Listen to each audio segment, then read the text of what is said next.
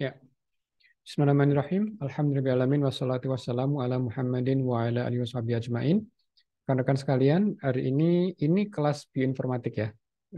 Membahas mengenai NGS, betul ya?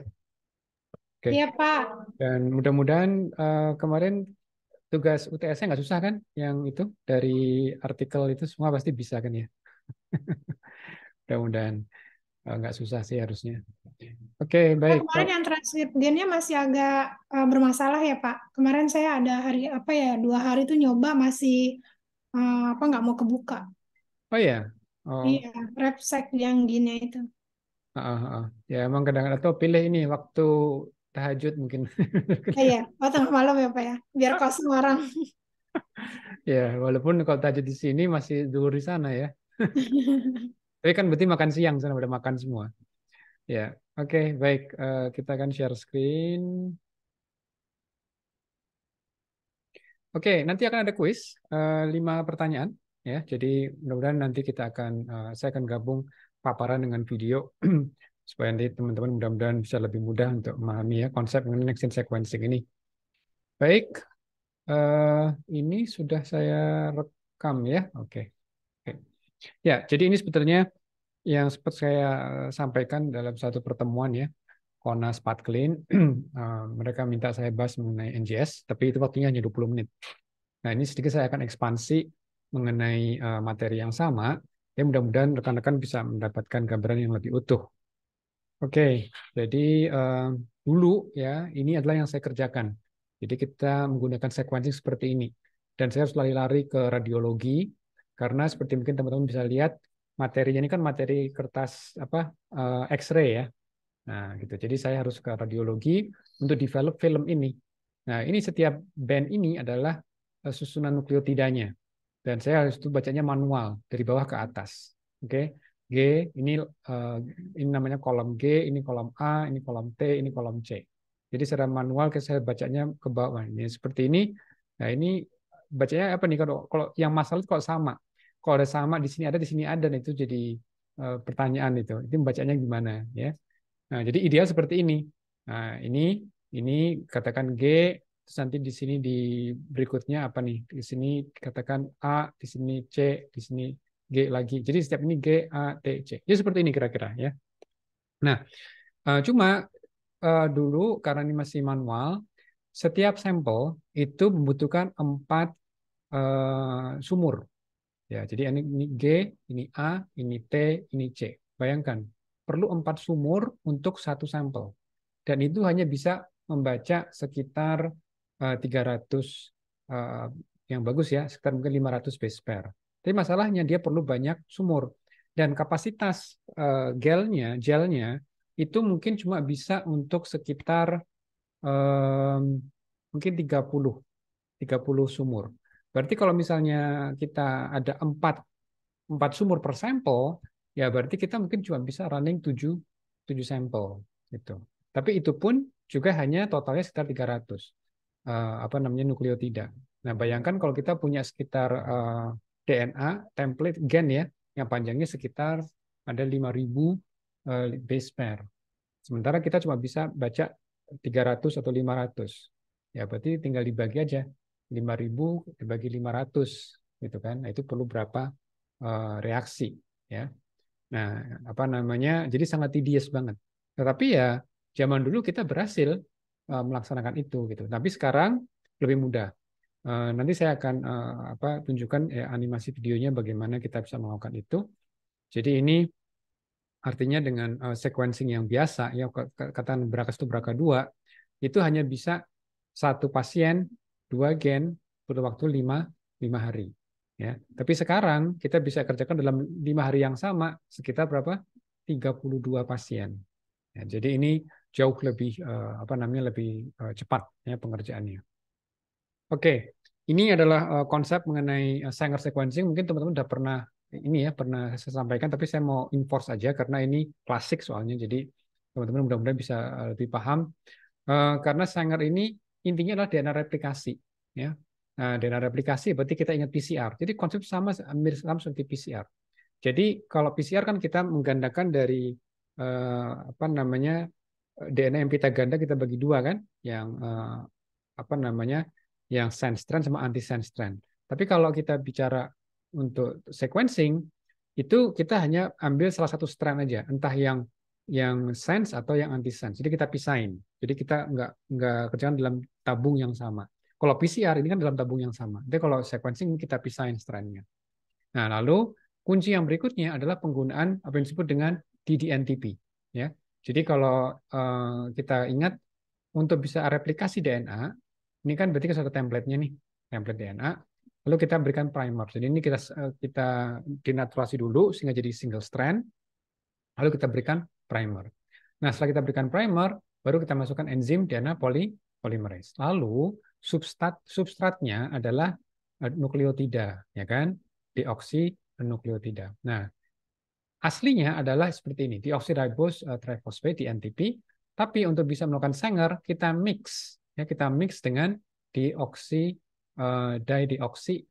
apa namanya adenosine triphosphate, ya di DNTP. Nah, kenapa? Karena di sini nanti ada kaitannya terminasi. Jadi kalau misalnya kalau kita berikan kalau secara random ya, yang masuk adalah DNTP, sorry, maka di sini katakan di sini template-nya adalah A, makanya yang pertama kali akan nempel harusnya T. Nah, dalam reaksi ini ada T yang biasa yang diinkorporasi, ini kan T biasa. Tapi by chance karena kita spike dengan kita masukkan sedikit yang didioksi, ya, jadi T yang didioksi, maka ketika T yang didioksi yang diinkorporasi dia akan berhenti di sini. Oke. Nah, karena ini yang paling pendek, makanya ketika di elektroforesis dia akan yang paling bawah lokasinya. Makanya bacanya itu dari bawah ke atas. Nah, bayangkan kalau itu dulu manual. Kalau sekarang Sanger sequencing ada yang lebih modern, itu sudah kayak komputer, langsung keluar muncul angka-angka. Ya, jadi kita nggak harus baca lagi. Nah, nanti dengan NGS itu lebih otomatis lagi. Udah kita nggak ngelihat gambar lagi, itu langsung teks semua keluarnya, gitu ya. Nah, coba nanti kita lihat contohnya seperti apa. Saya mau tunjukkan videonya dulu ya. Konsep mengenai Sanger sequencing. Oke. The next type of direct sequencing is called the Suaranya nggak kedengaran ya? Suara dari videonya. Kedengaran nggak tadi? Kedengeran, Pak, tapi kecil. Oh, kecil ya? Coba sebentar. Ini kayaknya belum saya share apa namanya voice-nya tuh. Nah, coba saya ulang lagi. Oh iya, oke. Pantesan. Oke. Coba kita mulai lagi. Or Sanger sequencing. Gimana, This is suaranya a modification of the DNA replication process. It uses single-stranded template DNA and a single-stranded primer. In this type of sequencing, a modified DNTP called dideoxynucleotide or ddNTP is used to create different lengths of DNA fragments. And the fragments are run through a gel or capillary electrophoresis in order to tell the sequence of the DNA fragment. The first step in your Sanger sequencing is the addition of the different reactants. Here are the different reactants being used. First, we have your template DNA. This will be your PCR product. Then you have your primer. So the primer binds to the 3' end of the template, and it creates copies of the template from the 5' end to the 3' end. Sometimes the primer can be conjugated with a radioactive phosphorus or a fluorescent dye as a label. Other reactants that we use are the DNTPs. Just as a recap, DNTP stands for deoxyribonucleoside triphosphate, but we just call them DNTPs for short. These are the building blocks of our DNA whenever we do amplification. We have 4 DNTPs, one each for adenine, guanine, cytosine, and thymine. Then in Sanger sequencing, we have these ddNTPs, which are like your regular DNTPs, but they lack the hydroxyl group found on the 3rd ribose carbon of the deoxynucleotide. So here we have our regular DNTP. Ya, jadi diperhatikan ya. Karena di sini ada hidroksi di sini, ini yang aslinya di alam itu DNTP penggunaannya. Dan ini titik untuk extension ya, untuk di polymerase ke berikutnya. Akan tetapi ini kita spike, kita tambahkan di DNTP ya. DDNTP ini tidak punya hidroksil group di sini, dia hanya hidrogen biasa. Nah, kalau ini yang diinkorporasi dalam proses replikasi, replikasinya berhenti. Kenapa? Karena dia tidak bisa extend. Ya, karena untuk enzim ini butuh hidroksi. Makanya kalau di sini hidroksi yang nggak ada, dia berhenti, dia nggak bisa melanjutkan. Oke? And our DDNTP. And here you have the missing hydroxyl group. Whenever our DDNTPs are added to a growing sequence of DNA, this terminates the replication process. Of course, you also need the other components for DNA replication, like your polymerase and other substrates that it may use. The next step in Sanger sequencing is the DNA replication. So the reactions occur in 4 different tubes, and each tube has the 4 DNTPs and one specific DDNTP at a lower concentration. Whenever a DDNTP is added to a growing DNA strand, the replication stops, and this results in different length strands, each ending with a specific DDNTP. In this figure, you can see our 4 different tubes. Again, each tube has a specific DDNTP, and all tubes have the 4 DNTPs, which are essential building blocks for DNA replication. It should also be noted that the ratio between DDNTPs and DNTP in each tube must be optimized. If there is too much DDNTP, then you will be left with very, very short fragments. And if there is not enough DDNTP, you will end up with very long fragments. So you need an optimized ratio of the two in order to get a variety of different fragments, which will allow you to easily sequence your DNA fragment. The last step in our Sanger sequencing is the separation of fragments and the actual sequencing. To do this, a sequencing ladder is first created. Here you can see an example of a sequencing ladder. This is still a polyacrylamide gel electrophoresis, similar to our chemical sequencing. Each reaction is run on a different lane. So we have 4 lanes here. And since we know that each reaction contains a specific DDNTP, we can associate bands in each lane with a specific nucleotide base. So we have one for A, C, T, and G. The sequence is read based on the position and the lane of the band. So the lane in which the band can be found will tell us the base identity, and the position of the band or the migration length will tell us the nucleotide sequence. Ya, jadi ini yang saya maksud ya.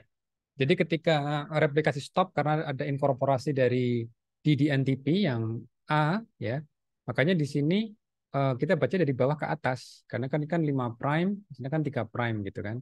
Nah, jadi ini A, terus berikutnya apa di sini? G, terus di sini adalah C, ya kan? Terus nanti di sini adalah G lagi gitu. Nah, itu sekuennya kita cara baca. Jadi di bawah ke atas, gitu ya. So shorter fragments have a faster migration.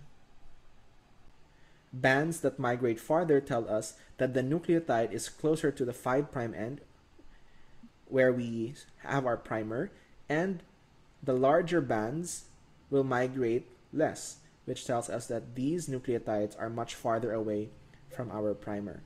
So when we read this gel, for example, we read it from the bottom to the top, that is the 5' end to the 3' end. The first band we see here is found in the lane for A. So this means that the first nucleotide in our sequence is A. Here you have a G.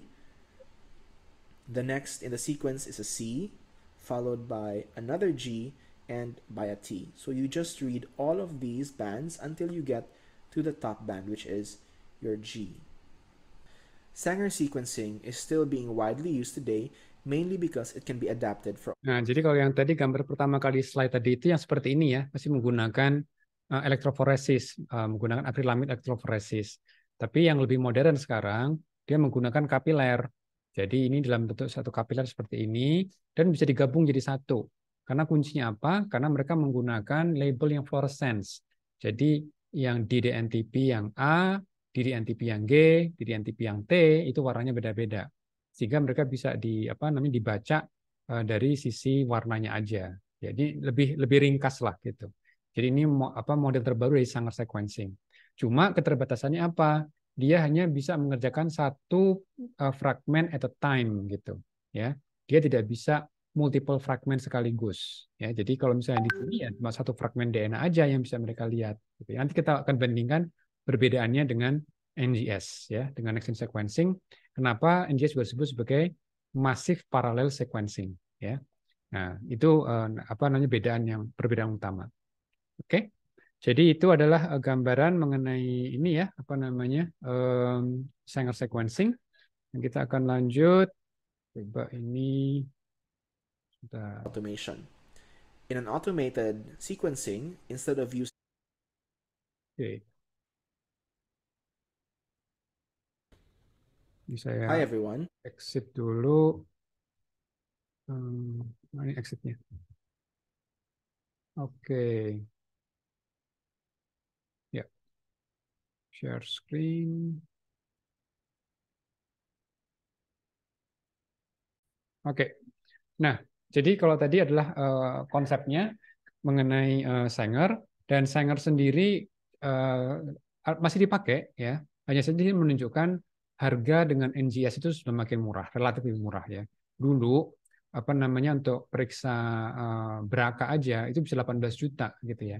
Tapi sekarang untuk periksa 113 gen itu kan BRCA cuma 2 gen.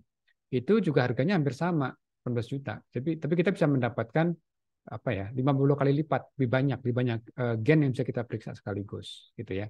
Jadi ini relatif ya. Jadi harganya memang relatif lebih murah sekarang dibandingkan dulu. Tapi memang 18 juta itu juga masih mahal sekarang kalau untuk walaupun gennya banyak ya 113 gen gitu. Itu masih banyak. Tapi memang sebetulnya kalau kita perhatikan harga untuk BGSI kemarin itu juga murah banget gitu ya, nggak sampai segini karena kita kan apa namanya skala besar ya. Ya sama kayak COVID kemarin. COVID kemarin begitu tesnya jadi banyak banget, kan jadi murah ya, 500.000 udah dapat. Padahal dulu di awal-awal kan hampir 2 juta. Jadi emang teknik biomol itu sangat sensitif dengan volume. Semakin banyak volume, harganya yang bisa lebih murah. Oke, ini adalah gambaran evolusi dari ini ya, dari next gen sequencing. Ada yang namanya short read sequencing, ada yang namanya long read sequencing. Jadi kalau Sanger itu sebetulnya Sanger sama next gen yang sekarang yang ada di Yarsi kan punya yang ini nih, yang mini-seq. Itu sebetulnya short read juga, gitu kan, pendek-pendek. Short itu artinya di bawah 500 lah, gitu. Di bawah 500. Cuma bedanya apa? Kalau di Sanger sequencing, dia misalnya nih ada gen yang panjangnya sekitar 5.000 basa, ya 5.000 basa.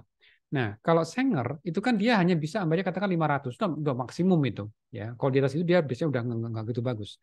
Dia 300 atau 500. Berarti kan kita perlu membagi template-nya tadi yang 5.000 menjadi berapa? 10 template kan, jadi 10 fragmen. Karena kita nggak bisa membaca secara keseluruhan. Kita hanya bisa pendek katakan 500 gitu ya. Nah, kalau yang NGS, apa keunggulannya NGS? Karena NGS itu dia bisa begini, misalnya panjangnya tadi berapa? 5.000 base pair gitu kan. Kita bisa potong aja menjadi berapa tadi? 5 bagian. 5 bagian yang apa yang overlapping ya. 5 bagian atau katakan 7 bagian misalnya gitu supaya bisa saling overlap. Tapi nanti 7 bagian ini kita bisa langsung di sequencing berbarengan. Nah, itu yang uniknya dari next gen sequencing itu di situ. Dia bisa massive parallel sequencing. Jadi dari fragmen yang berbeda, dari template yang sama, kalau ini kan misalnya tadi 5.000 dibagi apa namanya? Dibagi 10, berarti kan kita harus melaksanakan 10 reaksi sequencing kan, gitu. Nah, sedangkan kalau ini 5.000 base pair, kita potong-potong menjadi 10 bagian, tapi kita nggak perlu melakukan 10 reaksi sequencing, cukup 1 reaksi sequencing saja. Karena masing-masing potongan-potongan tadi itu bisa kita sequencing secara paralel. Gitu. Nah, ini disebut dengan short read sequencing. Oke. Nah, sementara yang third generation NGS itu dia bisa long read sequencing. Jadi dia bisa 1.000 gitu kan, nggak ada masalah dia. Ya, 1.000 atau 2.000 mungkin nggak ada masalah. Karena betul-betul long read, makanya di sini bahkan 10.000 10.000 fragmen nggak ada masalah. Ya, jadi artinya itu namanya long read. Tapi memang ada kelemahannya juga. Jadi ada positif negatifnya gitu ya. Tapi saya nggak akan menuju ke arah apa namanya membandingkan keuntungan dan kerugiannya ya. Tapi nanti kita akan bahas lebih ke arah konsepnya bagaimana masing-masing teknologi NGS ini bekerja. Oke, ini adalah sedikit gambaran kapan kita menggunakan Sanger, kapan kita menggunakan next gen sequencing. Oke. Oke. But Which one should you use, Sanger or NGS? Here is what you have to consider. With its ability for long reads and gold standard accuracy, Sanger sequencing is perfect for sequencing single genes, sequencing 1 to 100 amplicon targets at the lowest cost, sequencing up to 96 samples at a time without barcoding, microbial identification, fragment analysis, high-throughput genotyping using, for example, Snapshot. Ya, jadi kalau misalnya kita untuk men-sequencing yang targeted, yang kita tahu persis nih lokasi mutasinya di titik ekson berapa gitu, cuma satu area aja gitu, sangat spesifik, itu masih bisa lebih cost efektif menggunakan Sanger sequencing. Ya, kita misalnya punya keluarga pasien, ibunya sudah pernah diperiksa dengan NGS, hasil NGS ditemukan ada mutasi di ekson 11 di gen BRCA2. Nah, berarti anak-anaknya pengen tahu dong, kira-kira apakah dia punya mutasi yang sama nggak kayak ibunya. Jadi dia nggak perlu periksa NGS lagi.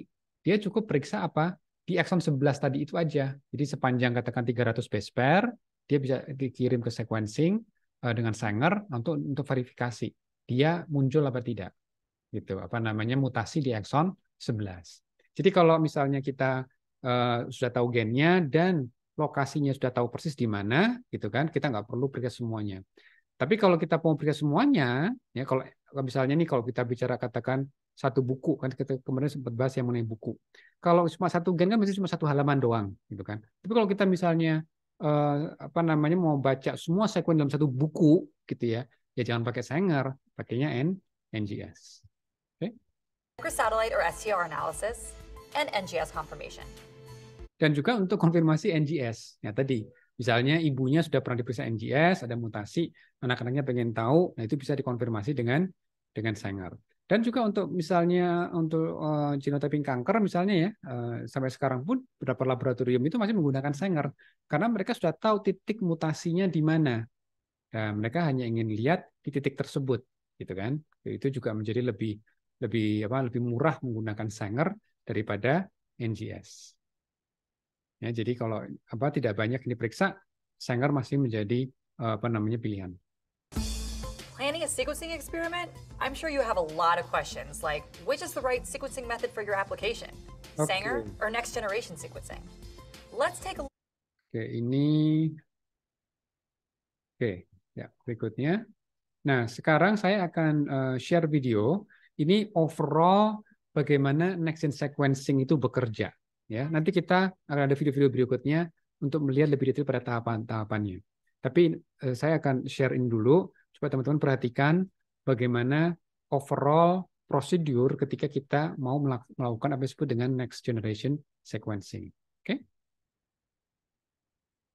Dan ini ada bias ya.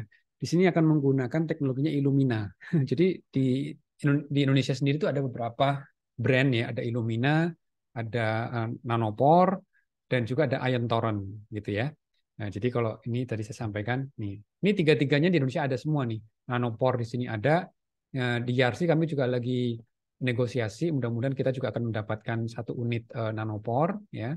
Ini kita lagi proses ya dengan ada pihak ketiga yang mau bekerja sama. Kita juga sudah punya, kalau ini sudah punya kita ya, ini yang namanya MySeq ya, Illumina. Dan kalau Ion Torrent ini juga di salah satu laboratorium di Indonesia juga, di mana saya juga sebagai konsultannya, itu mereka menggunakan Ion Torrent. Ini banyak untuk genotyping kanker, gitu ya. Oke. Nah kalau BGSI yang programnya Pak Menkes itu kebanyakan menggunakan ini Illumina atau menggunakan Nanopore. Oke, nanti kita akan bahas tiga-tiganya ya, baik Ion Torrent, Illumina maupun Nanopore. Tapi untuk overview-nya ini akan memang menggunakan brandnya ada Illumina. Tapi mudah-mudahan konsep utamanya kurang lebih sama dari 3 platform tadi itu. Oke? Clever Lab.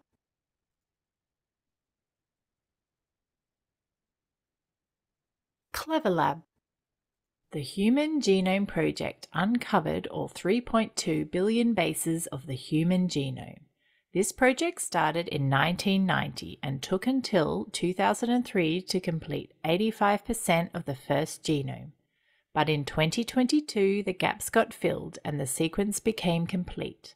So in total, sequencing the human genome took 32 years. Now, with next-generation sequencing, or NGS, it takes only a day to sequence a person's entire genome. 1 day is a dramatic speed increase compared to 32 years.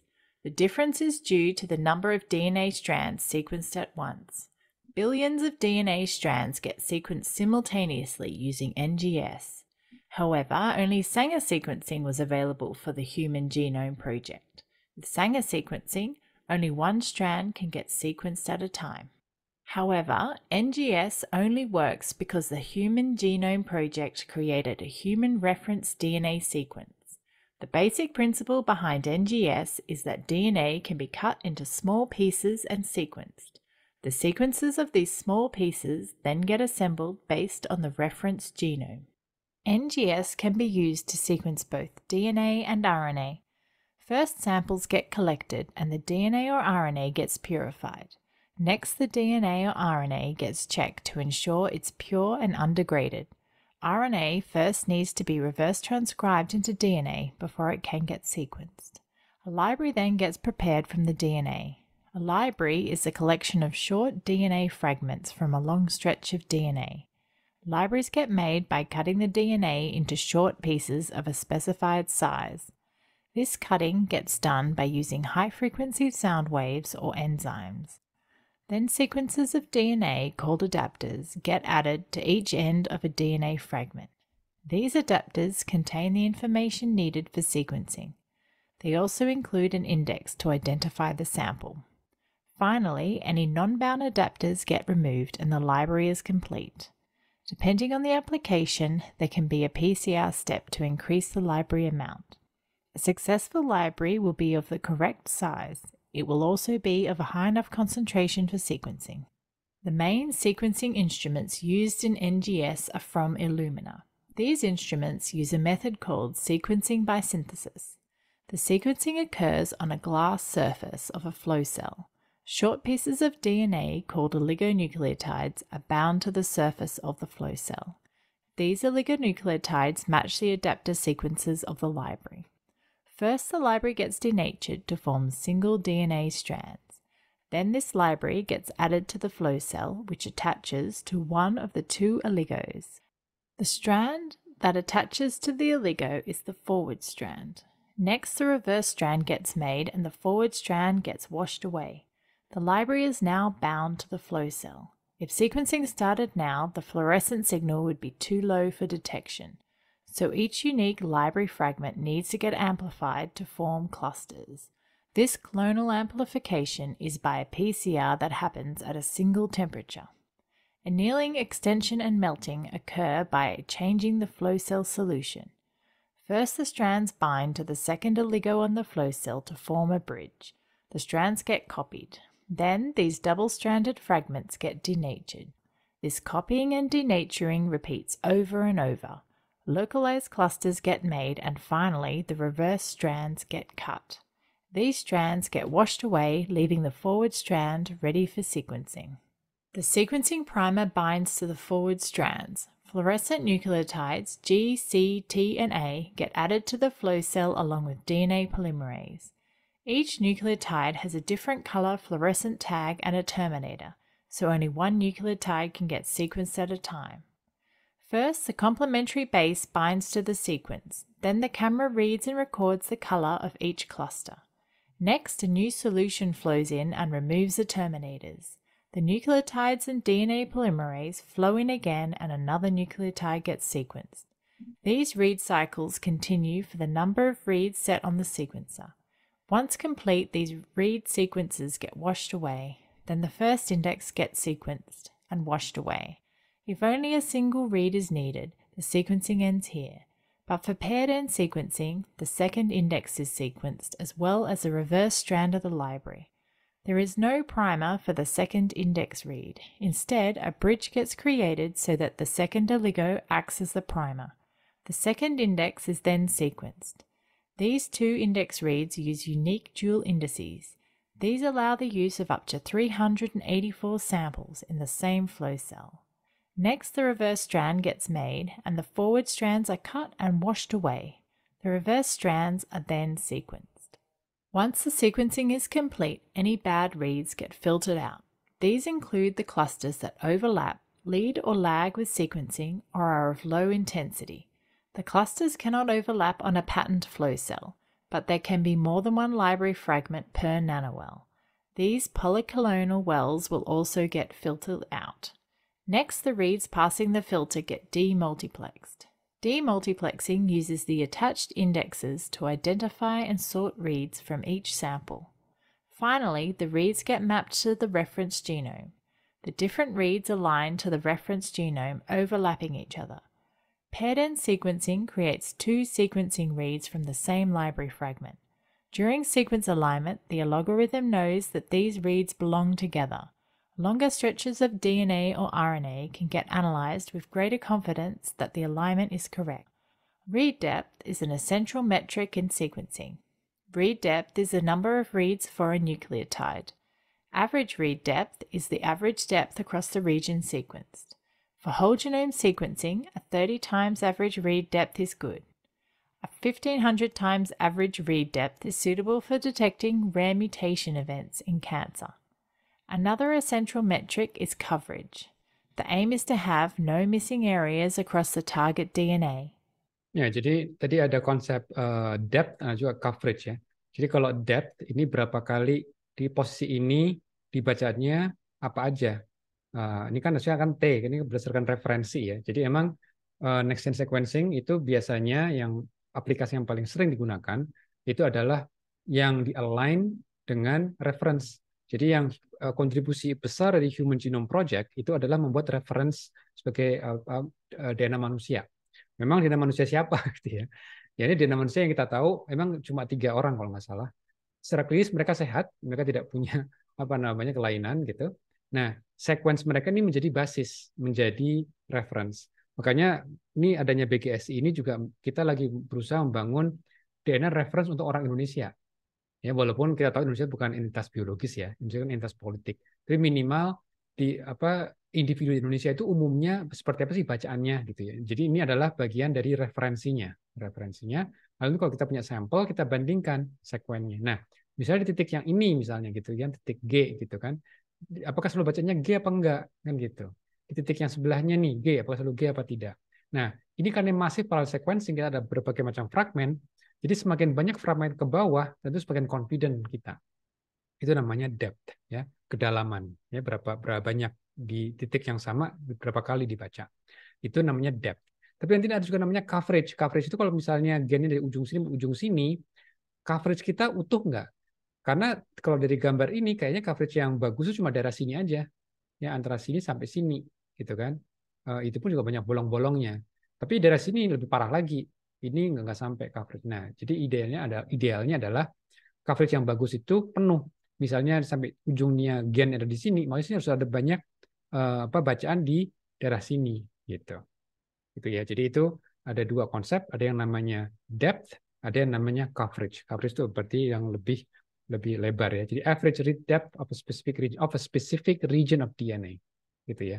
Jadi misalnya DNA of interest kita, gen kita misalnya beraka antara sini sampai sini, ya berarti ini adalah region daerah yang kita ingin baca sekuennya. Oke?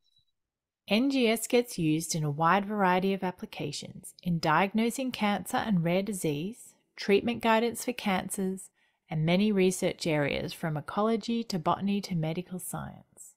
Both DNA and RNA can be sequenced. It could be the whole genome or transcriptome. Clever Lab. Ya, jadi kalau kita bisa summary-kan ya sejauh ini, tentu yang namanya NGS itu ada beberapa tahapan. Yang pertama adalah ekstraksi dulu DNA-nya atau RNA-nya, ya. Jadi ingat ya, kalau RNA bisa nggak bisa, tapi harus dikonversi dulu ke cDNA, ya, di reverse transcriptase. Nah, kalau protein bisa apa enggak? Protein nggak bisa, karena kan kita yang mau kita teknik pemeriksaannya itu kan sequencing by synthesis, itu kan seperti PCR. PCR kan yang bisa periksa DNA atau RNA atau cDNA gitu ya. Nah, lalu berikutnya apa? Library prep. Jadi yang misalnya template-nya sepanjang ini gain of interest-nya ya, sepanjang ini kita pecah-pecah dulu, kita potong-potong dulu. Tapi kalau yang Sanger kan kita cuma bisa reaksi setiap satu fragmen satu reaksi gitu ya. Nah, kalau ini enggak, kita bisa fragmentasi semuanya. Lalu nanti untuk trackingnya gimana? Kita kasih adaptor dulu. Jadi ini ada adaptor ya di ujung yang warna merah jambu sama kuning itu ada namanya adaptor. Sama juga nanti yang kuning ini sebetulnya indeks. Jadi indeks itu adalah informasi ini sampel nomor berapa. Misalnya kita punya 10 pasien. Berarti kan ada sampel nomor 1 sampai sampel nomor 10. Nah, berarti nanti sampel nomor 1 itu punya indeks yang berbeda. Kalau di sini katakan misalnya orange, mungkin nanti kalau sampel nomor 2 warnanya hitam misalnya. Nanti sampel nomor 3 di warnanya hijau. Tapi itu bukan warna, tapi adalah sekuen nukleotida ya, tapi untuk menggambarkan aja. Jadi kita selalu bisa tracking karena nanti ini semua dicampur dalam satu flow cell, dalam satu reaksi, dalam satu reaksi. Kalau Sanger kan kita harus dibagi-bagi reaksi yang terpisah gitu ya. Tapi ini kan dicampur jadi satu. Tapi kita nggak perlu khawatir karena akan ada taggingnya, ada indeksnya, dan juga nanti ada adaptornya di sini nanti untuk dia bisa ditangkap oleh tadi di flow cell tadi itu kan ada solid phase ya, ada yang untuk bisa nangkap, ada oligo untuk bisa nangkap di sana. Jadi bisa buat amplification bridge tadi itu. Oke. Nah, jadi di sini adalah pembuatan library-nya. Jadi gunanya library ini adalah supaya kita bisa pecah-pecah bisa dengan PCR, kita bisa kasih enzim atau disonikasi, jadi sebagai fragmen-fragmen gitu, supaya nanti kita bisa tambahkan adaptor dan kita bisa sequencing-nya. Setelah ini library selesai, baru di sequencing. Nah, setelah di sequencing, keluarkan data-datanya kan, data nukleotidanya, baru yang terakhir kita analisis dengan bioinformatik. Bioinformatik di sini ada 3 tahap, yaitu apa disebut dengan primary analysis, secondary analysis, dan terakhir adalah tertiary analysis. Kalau kita bicara primary analysis itu namanya finding FSQ, kalau secondary namanya BAM. Jadi BAM ini adalah ketika di-align dengan reference. Nah, ini kan sudah mulai di-align kan, seperti ini kan di-align posisinya di mana nih? Fragmen ini posisi di tengah, fragmen ini di bagian kiri, fragmen yang ini di paling kanan. Referensinya apa? Berdasarkan referensi genom. Ya, memang bisa juga sih tanpa referensi, itu namanya de novo sequencing. Tapi untuk kali ini kita akan fokus yang menggunakan align. Jadi file BAM itu adalah file hasil alignment dengan referensi. Setelah itu yang tertiary analysis itu barulah kita untuk melihat, oh ini ada variasi nih, ada perbedaan nukleotida antara referensi dengan sampel pasien misalnya gitu. Itu apa itu? Apakah variasi ini cuma polimorfisme, hanya variasi biasa, atau memang ada mutasi patogenik, gitu, ya. Jadi di situ. Jadi di sinilah cakupan dari bioinformatiknya. Nah, sekarang saya akan nyalakan video lagi. Untuk sequencing ini prosesnya agak berbeda nih antara 3 platform tadi itu, yaitu yang Illumina, itu dengan menggunakan sequencing by synthesis. Terus yang kedua adalah Ion Torrent. Itu juga agak beda, itu kita menggunakan pH itu misalnya ya, perbedaan pH. Dan yang ketiga adalah dengan nanopore. Nanopore itu dia menggunakan motor protein ya untuk mensequencingnya itu nanti motor protein itu akan menarik untai DNA kita dan akan menimbulkan perbedaan arus listrik gitu ya. Itu coba nanti kita akan lihat. Oke. Ini ini sedang ada video untuk menjelaskan sekali lagi konsep library ya. Jadi ini tahap kedua. Jadi setelah DNA kita ekstraksi, kita purifikasi, tahap kedua adalah membuat library. What do you call a collection of millions of DNA fragments sharing the same short sequences on the 5' and 3' ends? The answer is a next-generation sequencing, or NGS library. Today we are going to focus on the 4 basic steps of NGS library preparation that can be broadly applied across different preparation methods.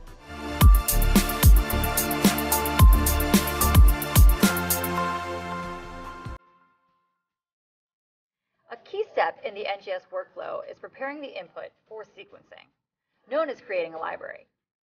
An NGS library is a collection of similarly sized DNA fragments with known adapter sequences added to the 5' and 3' ends. A library corresponds to a single sample, and multiple libraries, each with their own unique adapter sequences, can be pulled and sequenced in the same sequencing run. NGS library preparation has 4 general steps.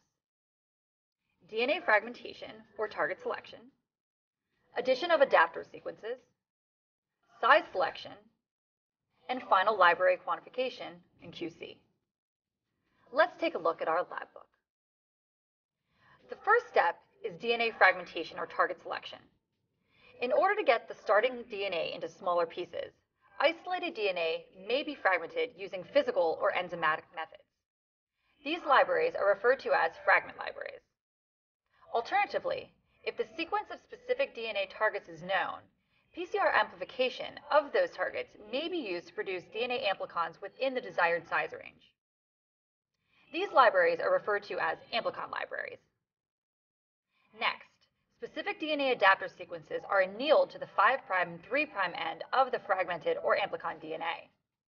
The double-stranded DNA adapters are approximately 20 to 40 base pairs fragments that contain known sequences. Generally, there are two different adapter sequences that can anneal to the DNA fragments in either the 5' or 3' orientation. One adapter sequence contains the primer annealing site for the sequencing primer, while the second adapter sequence is generally used to anchor the DNA fragment to a surface for sequencing.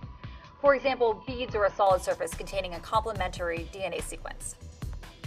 Now we have our DNA fragments with known adapter sequences on either end. The next step is to select the library fragment sizes we need for our sequencing run. There are two common size selection methods. The first is a gel electrophoresis-based method, while the second is a bead-based size selection method. For the gel-based method, the adapter library fragments are run on a gel to separate the fragments by size, and the band corresponding to the size of interest is collected. Using the bead-based method, magnetic beads are used with varying concentrations of buffers to isolate the DNA fragment sizes of interest.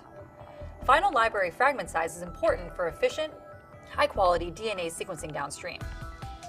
Bonus: when preparing amplicon libraries, size selection is usually not necessary, as long as the PCR products were already designed to be within the desired size range. Okay, we're almost done. The last and very important step is library quantification and QC. Accurate library quantification is important for successful template preparation and sequencing. There are a few library quantification methods commonly used. The first is analysis by the bioanalyzer system. This method gives you both library concentration and fragment size information. Ya, ini sebenarnya tahap yang penting banget ya dalam NGS. Jadi apa yang disebut dengan melihat library yang kita buat itu sudah optimal atau belum. Karena kan library itu kan kumpulan fragmen-fragmen yang mau kita sequencing kan. Jadi kalau ternyata itu gagal, ya itu nanti kita cuma masukin sampah aja ke mesin. Kan itu kan mahal banget tuh prosesnya. Makanya kita harus tahu fragment size udah betul belum? Karena begini, kalau kita menggunakan Illumina misalnya, dia hanya bisa membaca 300 nukleotida. Makanya kita pastikan size atau ukuran dari library itu, konten fragmennya itu ya jangan lebih dari 300. Karena kalau dia kepanjangan juga percuma, nggak bakal bisa dibaca. Gitu. Makanya di sini harus dilihat nanti kira-kira fragmennya ini kan ada beberapa fragmen nih. Harusnya kalau dia betul-betul pure, itu cuma ada satu peak, cuma ada satu peak yang muncul. Dan di sini kita juga bagusnya dengan sistem bioanalyzer, dia bisa ngasih tahu konsentrasinya berapa. Sehingga nanti kita bisa loading ke dalam itunya, NGS-nya itu kurang lebih sama gitu ya, supaya nanti tidak ada kompetisi. Oke? The second is qPCR, and this method provides the most accurate library. Ya, jadi itu adalah gambarannya untuk next gen sequencing library ya, untuk bagaimana buat library-nya. Oke, jadi tadi cara membuat library-nya bisa dengan PCR base, berarti misalnya nih kalau panjangnya sekian, kita bisa desain primer tuh. Primer 1 di sini, primer 2 di sini, primer 3 di sini, primer 4 di sini. Jadi kita bikin membuat amplicon yang akan mencakup semua sepanjang ini semua template kita. Gitu ya. Dan kalau bisa emang overlapping gitu ya. Jadi kita punya berbagai macam size. Ada juga yang menggunakan enzim jadi potong-potong dengan paksa misalnya gitu ya, atau disonikasi itu juga bisa. Ada ini cara yang lama nih pakai hybridized capture, tapi sekarang bisa pakai PCR ya, yang paling gampang dengan PCR base. Jadi kita bisa buat atau ya dengan enzim kalau misalnya tergantung kebutuhannya apa gitu ya. Nah cuma nanti setelah itu kita harus setelah kita lihat ternyata harus ada size-nya harus sama, makanya peak-nya cuma ada satu, gitu kan? Lalu kita lihat secara visualisasinya cuma satu pita aja, itu bagus. Jadi ini contoh library yang bagus, gitu ya. Oke, ya itu adalah mengenai pembuatan library tahap kedua yang penting dalam NGS. Yang berikutnya adalah sequencing-nya. Jadi setelah ini selesai dibuat library-nya, baru kita melakukan sequencing-nya. Nah, bagaimana melakukan sequencing-nya? Ini kita akan lihat bagaimana untuk Illumina. Ini ada di ERC. Di lantai 11 kita ada ini yang sudah dibenerin.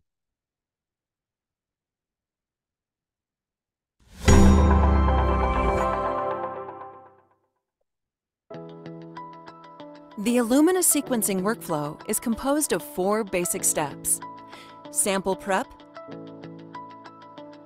cluster generation, sequencing, and data analysis.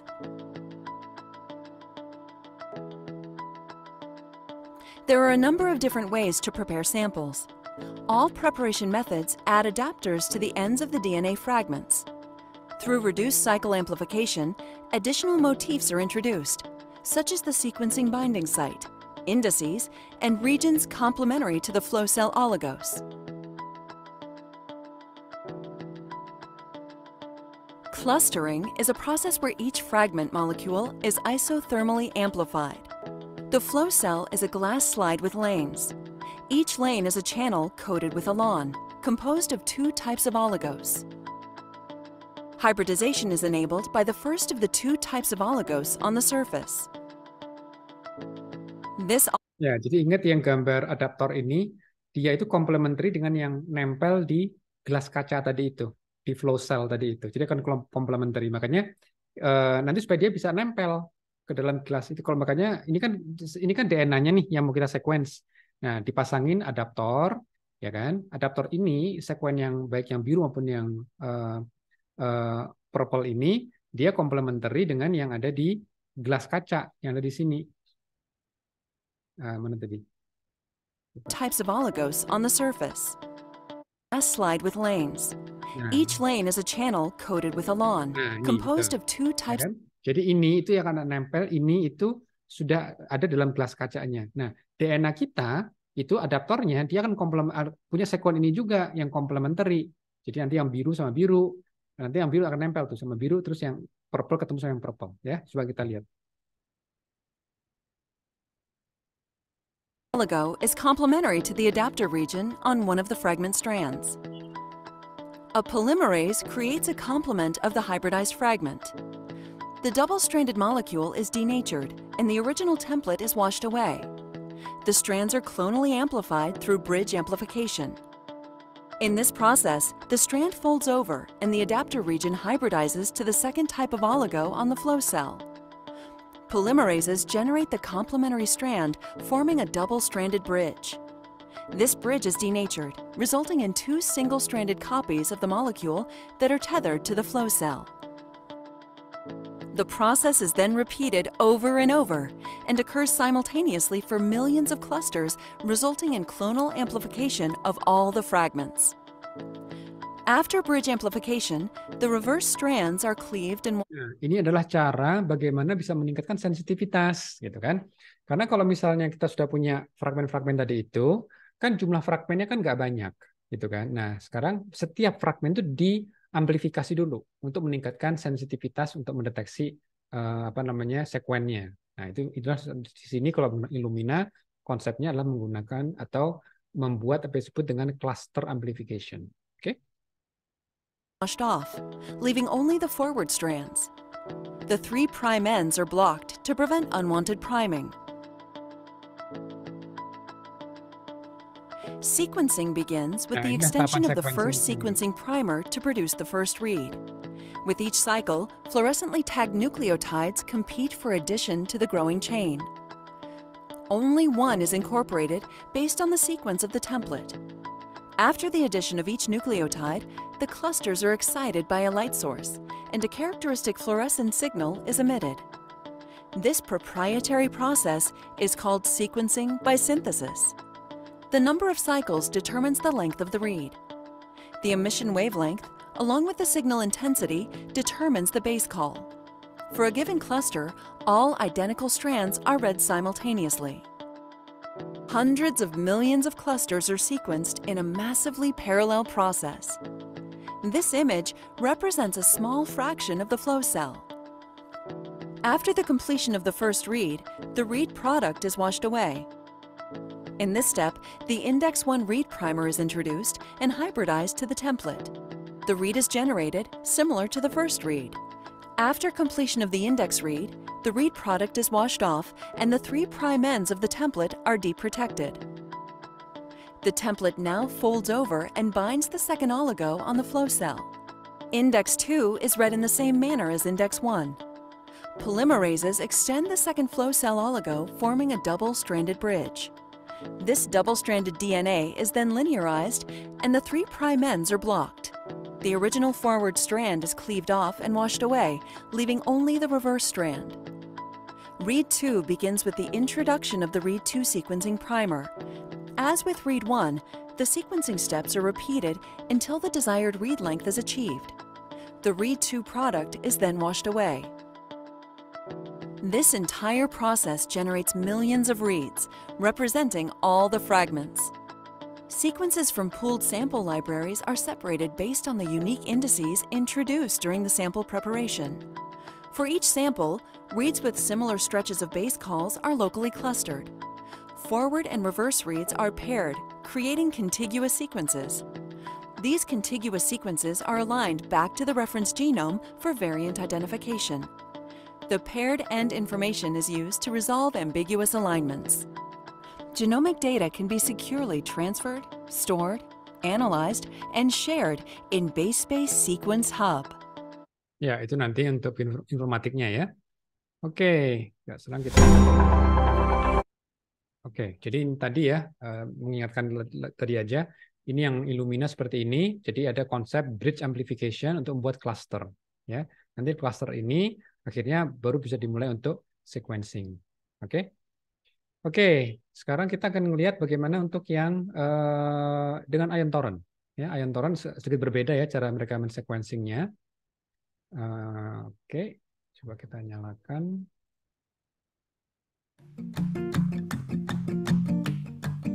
Next-generation sequencing is a powerful technology which can interrogate many targets at the same time, from just a few genes to all of the individual nucleotides in a whole genome. Ion Torrent technology from Thermo Fisher Scientific takes an entirely new approach to next-generation sequencing, making it massively scalable, faster, simpler, and more affordable than ever before. The sequencing of DNA is done using a semiconductor chip, similar to the chip found in your digital camera. While the chip in your digital camera has a sensing layer covered with millions of pixels that translate light into digital information, an ion chip has millions of wells covering those pixels. These wells capture chemical information from DNA sequencing and translate it into digital information, or base calls. The sequencing process starts when a sample of DNA is cut up into millions of fragments. Each fragment then attaches to its own bead and is copied until it covers the bead. This automated process covers millions of beads with millions of different fragments. These beads then flow across the chip, each depositing into a well. Jadi beads yang ada di sini dengan ion torrent itu analogus dengan tadi cluster formation yang ada di Illumina. Ya, jadi intinya sama sebetulnya. Jadi kita membuat cluster dulu. Cuma kalau cluster yang di Illumina kan di solid surface ya, di kaca, gelas kaca tadi itu. Sementara kalau di ion torrent dia nggak pakai gelas kaca, dia pakai beads, ya, pakai beads. Jadi dia amplifikasi clusternya itu ada di beads-nya ini. Oke. Then the chip is flooded with one of the 4 DNA nucleotides. Whenever a nucleotide is incorporated into a single strand of DNA, a hydrogen ion is released. This is how the ion torrent system sequences DNA. The release of the hydrogen ion changes the pH of the solution in the well. An ion-sensitive layer beneath the well measures that change in pH and converts it to voltage.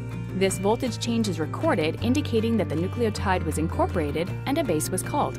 In essence, each well works as the world's smallest pH meter. The process is repeated every 15 seconds with a different nucleotide washing over the chip. For example, cytosine. A polymerase incorporates the C nucleotide in the DNA strand if a complementary G molecule is present. If the nucleotide is not complementary to the next base, no ion is released, no voltage change is recorded, and no base is called. If there are two identical bases next to each other, two nucleotides are incorporated, the voltage doubles, and the chip will record two identical bases called. This process happens simultaneously in millions of wells. That's why it's often described as massive parallel sequencing. The ION chips help you scale the workflow to your research needs so that you can run both small and large-scale projects without the need to change platforms. And the semiconductor approach helps you implement a significantly faster NGS workflow. There are many possible research applications with NGS, from whole genome. Ya, jadi itu tadi ininya ya, apa namanya, dengan ion torrent, karena kan dia ketika menginkorporasi nukleotida yang tepat itu hanya hidroksinya kan, hidrogennya akan keluar. Makanya kita perlu OH tadi itu, ya kan? Dalam DNTP kan ada namanya OH kan, gugus itu harus penting itu, karena nanti ketika itu nanti di-extend, H dari OH itu akan keluar, ya kan? Akan dirilis. Nah, penambahan gugus H itu katanya meningkatkan keasaman kan? Makanya keasaman kan berdasarkan jumlah ion hidrogen gitu ya. Oke, jadi memang dia mengatakan kalau ion toron itu ya seperti pH meter ya, seperti mesin pH. Oke. Sekarang yang berikutnya adalah kita akan melihat bagaimana untuk yang nanopore. Oke, nanopore ini unik juga nih cara kerjanya ya. Coba kita bisa cek.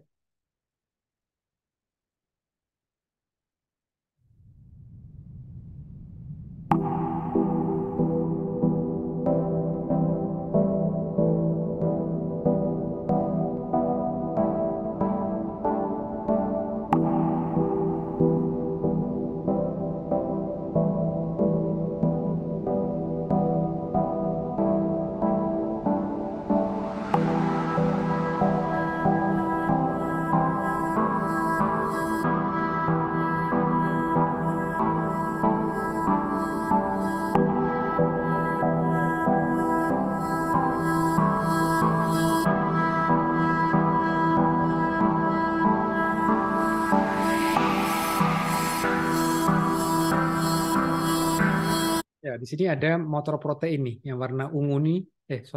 Ya, ada kompleks protein ya. Ada kompleks protein ini yang biru dan juga yang apa namanya? Yang ungu ini. Ini adalah materi genetiknya. Dia bisa DNA, dia bisa RNA gitu ya. Tapi kalau RNA ya sekali lagi dikonversi dulu ya, dikonversi dulu menjadi cDNA.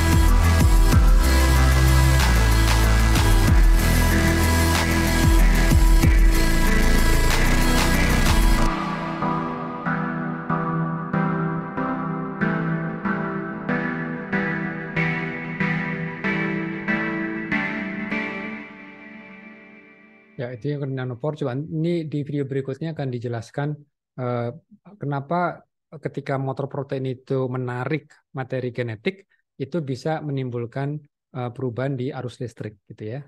Ini coba ini saya akan dulu. Oke, ini mungkin ada penjelasan lebih detail lagi. Oxford Nanopore is developing nanopore sensing technologies for the analysis of biological molecules. At the heart of the technology is a protein nanopore.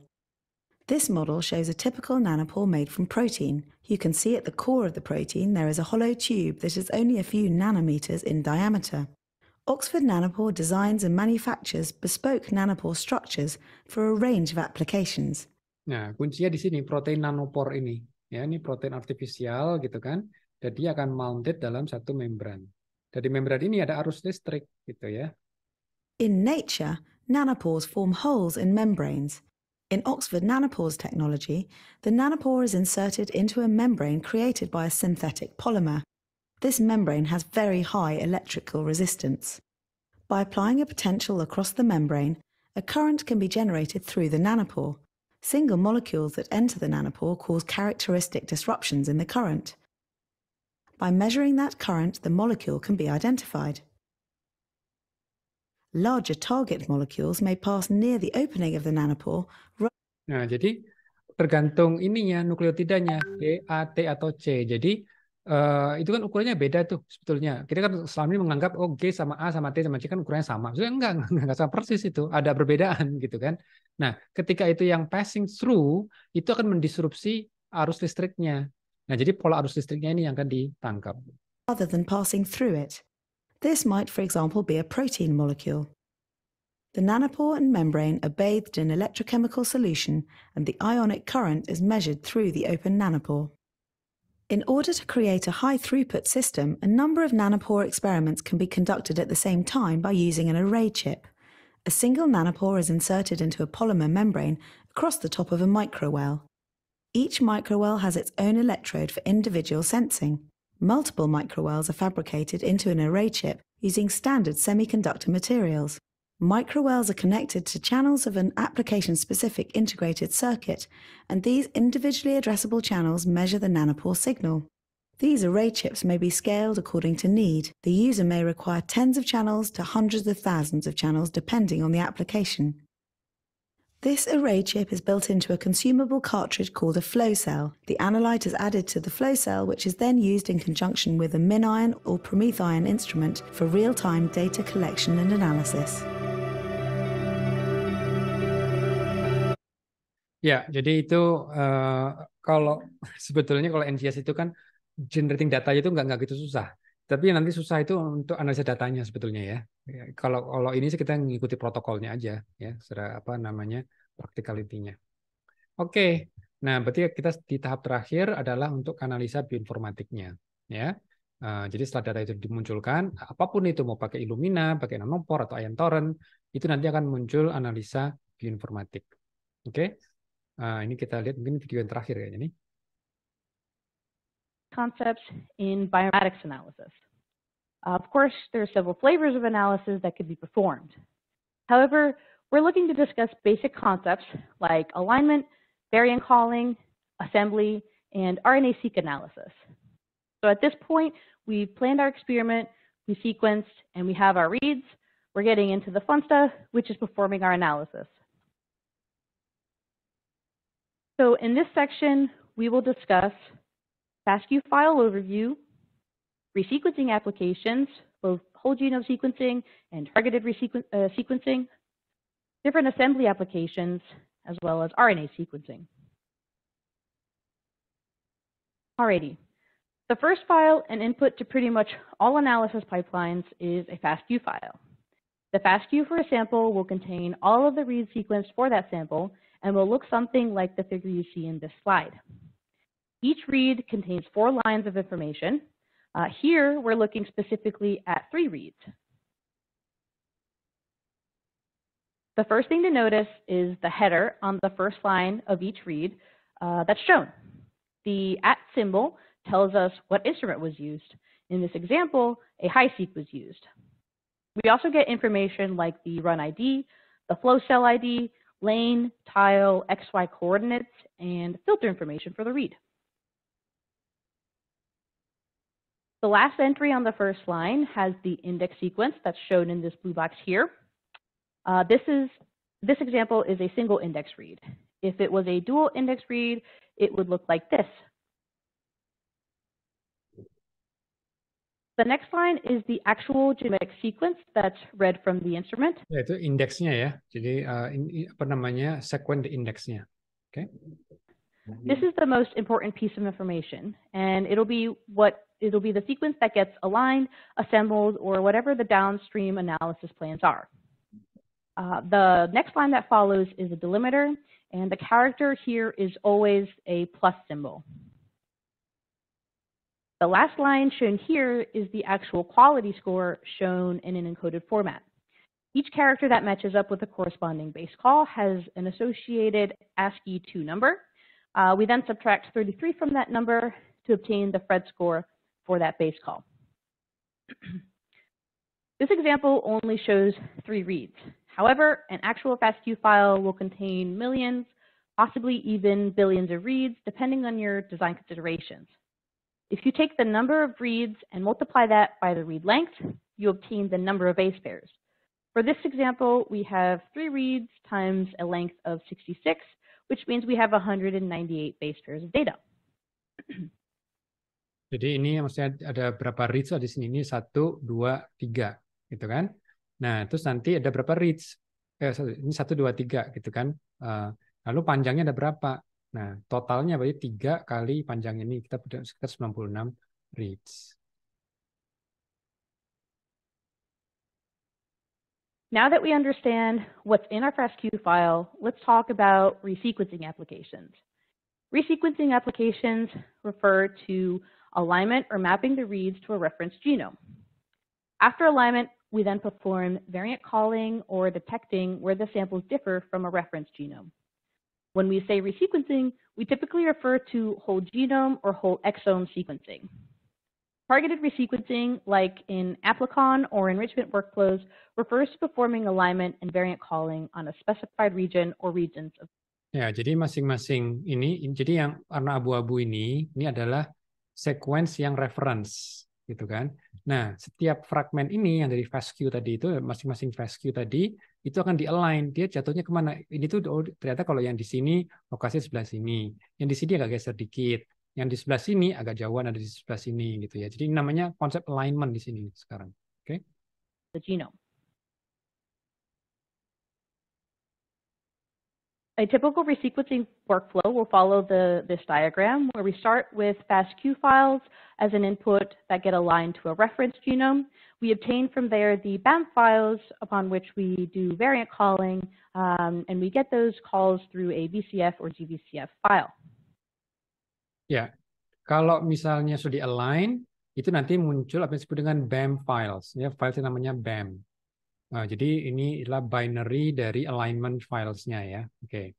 Nah, setelah di-align, nanti kan kita akan melihat perbedaannya ada nggak dengan yang referensi. Oh, ternyata di posisi nukleotida ini berubah dari C menjadi T.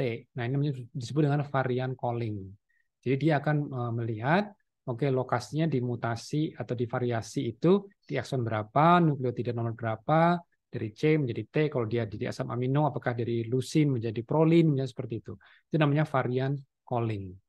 Nah, nanti dari varian calling kita buat interpretasi. Ya, ini maknanya apa nih buat klinisi, buat pasien apa nih, gitu. Ya, jadi kalau FASTQ ini betul-betul dari mesinnya, itu datanya dalam bentuk FASTQ, dan itu ada jutaan data. Jadi masing-masing tadi itu namanya FASTQ. Terus nanti habis itu di-align dengan reference, lalu yang berikutnya akan muncul data BAM files. BAM files ini akan dianalisa lagi, muncul varian calling. Jadi ada 3 tahap. Primary analysis, secondary analysis, dan tertiary analysis di sini. Oke? Mungkin itu Let's talk a little bit about alignment. This is the first step in resequencing applications. As mentioned in the last slide, alignment refers to taking sample reads and mapping them back to the reference genome. Once alignment completes, you'll have BAM files as an output. The .bam extension designates the sample file as a binary alignment mapping file. Alignment can be computationally expensive because of the number of reads to align. In one of the earlier examples, we calculated that some experiments may produce millions or even billions of reads, and that's a lot of reads to map. So a good aligner must be able to handle this scale of data. Additionally, aligners need to make decisions about reads that might align to more than one region. Reads will also have variation due to DNA features or multiple variants in a sample. This can be tricky for aligners to handle since the goal is to map back to a region. So the better the match, the more likely a read will get assigned. Finding where the samples are different is also important, and the aligner needs to be able to map to the correct region even when there's high variability. Ya, jadi itu kira-kira seperti itu ya konsep alignment-nya. Dan ini adalah gambaran yang terjadi cukup kompleks gitu ya. Jadi kalau dari mesinnya akan keluar primary ininya analisisnya adalah menghasilkan data FASTQ ya. Jadi ini outputnya adalah FASTQ. Setelah itu nanti dari FASTQ ini kita akan align. Nah ini align dengan reference genomnya. Nah gitu kan. Jadi kalau misalnya untuk yang posisi ini itu ada 12 kali depth-nya, sedangkan posisi ini cuma ada sekitar 6 kali gitu ya. Karena masih ada yang bolong-bolong di sini. Biasanya yang banyak bolongnya di pinggir. Dia kalau di tengah harusnya lebih tinggi gitu ya. Oke. Dan itu nanti setelah di alignment akan muncul keluarnya apa? BAM file. Outputnya adalah BAM file. Oke. Ini sedikit ini aja. Jadi kalau misalnya kita lihat untuk gen gitu ya, NGS itu bisa targeted. Jadi betul-betul kita hanya mentargetkan gen mana yang mau kita sequencing gitu kan. Kalau exome sequencing itu setiap ada exon yang kita akan sequencing semua exon. Ada juga yang namanya genome sequencing, berarti semuanya dibaca. Tapi ada juga namanya RNA-seq. RNA-seq berarti hanya mensequence RNA yang ada. Jadi makanya ekstraksi dari RNA kita konversi menjadi DNA, lalu semua itu yang akan dibaca. Artinya apa? Lebih sedikit datanya daripada yang genome sequencing. Karena kalau genome sequencing intron pun dibaca semua kan, intergenome dibaca semua. Tapi kalau RNA-seq berarti kita hanya mensequence cDNA yang terekspresi di sampel tersebut. Oke? Ya ini sekali lagi konsep mengenai depth dan gene coverage. Coverage adalah panjangnya dan depth adalah berapa kalinya dia terbaca. Tentu semakin tinggi itu semakin sensitif. Kita bisa menemukan mutasi-mutasi yang jarang. Oke. Untuk yang tertiary ini pada ujungnya adalah validasi interpretasi. Kenapa? Karena misalnya nih ada data seperti ini, ada mutasi atau ada variasi ya yang tepat ya. Ada variasi di kodon 736 yang T berubah menjadi G. Kalau asam aminonya dari leucine menjadi valine ya di kode 246. Nah, ini artinya apa? Nah, disinilah perlu ada guidance bagaimana interpretasinya. Nanti kita akan cover mudah-mudahan ketika kita bahas interpretasi NGS ya. Kalau ini kan baru untuk platformnya, mekanisme platformnya, karena kita harus perhatikan variasi tadi itu berapa sering ditemukan pada populasi, apakah ada bersegregasi dengan penyakit saja atau ditemukan juga pada orang sehat, bagaimana dengan komputasinya, apakah diprediksi akan membuat protein yang abnormal, apakah ada fungsi, jadi apakah ada orang yang melakukan eksperimen di bench gitu ya, dengan protein yang termutasi di kodon tersebut, apakah dia kehilangan fungsi apa tidak. Oke, jadi ada banyak hal yang harus kita lihat sebelum kita mengatakan apakah variasi ini patogenik atau tidak. Baik, itu yang bisa saya sampaikan dulu untuk ininya ya. Sementara kita masih ada sekitar mungkin 10 menit, kita akan quiz gitu ya. Quiznya nggak banyak sih. Coba saya akan kirim ke chat. Quiz, shorten, copy. Oke. Oke, saya konsep di chat. Ya, mudah-mudahan terlihat ya. Jadi ini silakan dilihat. Saya akan tunjukkan apa yang saya tanyakan dalam kuis tersebut. Mana tadi kuis ini ya? Ya. Jadi tentu dimasukkan nama ya, nama siapa. Lalu NGS saat ini per tahun ini bisa membaca sekuen molekul yang apa aja nih, gitu kan? Terus yang kedua tahapan-tahapan metode NGS dari awal sampai akhir. Ya, ini yang tahapan yang tadi kita bahas. Awalnya apa dulu, akhirnya apa. Jadi yang paling kiri adalah awal, yang paling kanan adalah akhir.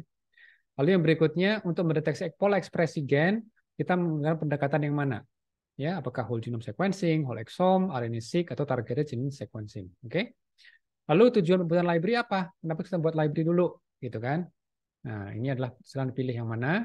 Dan yang terakhir adalah proses alignment sequence dari sampel DNA ke DNA reference ada di tahap yang mana? Ya, dari bioinformatik tadi itu ada di tahap yang mana? Ya, silakan dipilih. Ekspektasi saya ini kelas ini harusnya overall-nya bisa mendekati angka 85% yang tepat. Ya, mudah-mudahan. Ya, saya ini berharap. Oke, baik. Coba silakan diisi. Tidak sulit ya. Dan tadi sudah saya sampaikan. waktunya mestinya 5 menit selesai ini ya, karena kan mudah ya, nggak begitu susah sebetulnya. Oke, silakan.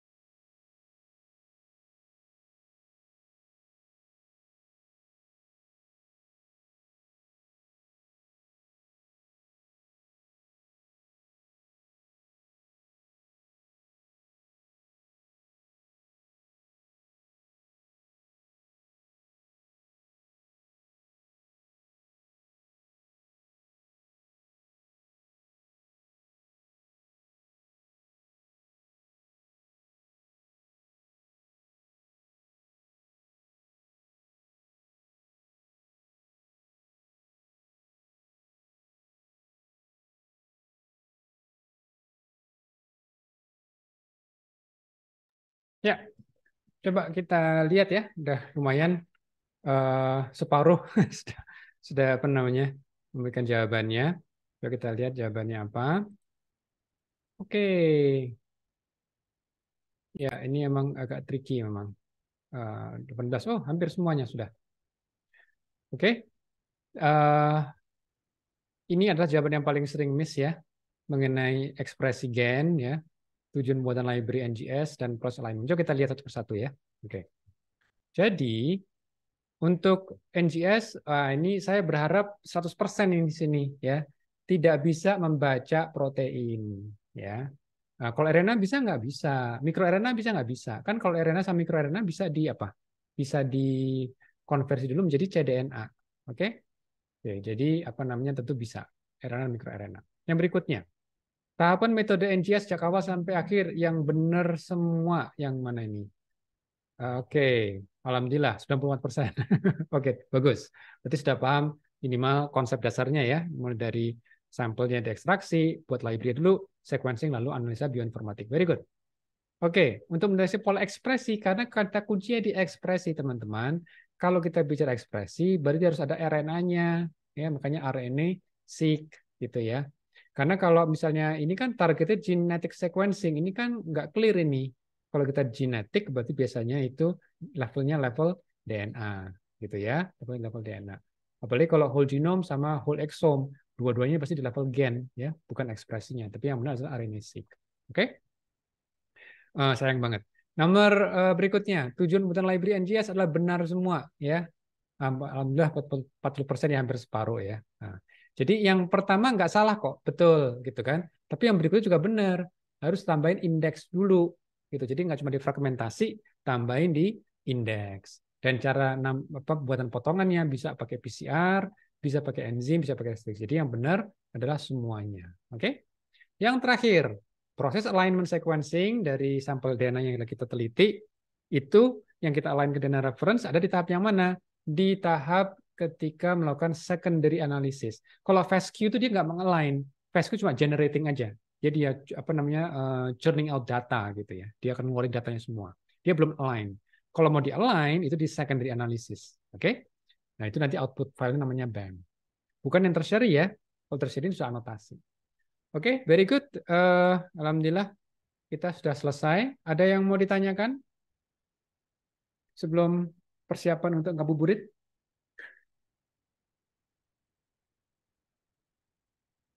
Sudah clear semua ya. Udah tinggal 3 menit.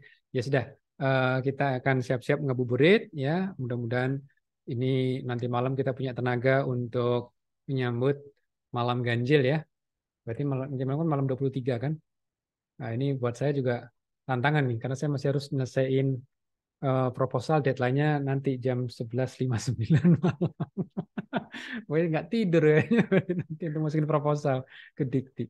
Baiklah, kalau gitu, alhamdulillah, makasih atas partisipasinya. Kita tutup dengan istighfar, astagfirullahaladzim, dan doa kafaratul majlis, subhanakallahumma wa bihamdik, asyhadu alla ilaha illa anta wa astaghfiruka wa atubu ilaik. Makasih semua teman-teman. Selamat berbuka nanti sejam lagi kira-kira insyaallah. Assalamualaikum warahmatullahi wabarakatuh. Waalaikumsalam warahmatullahi wabarakatuh.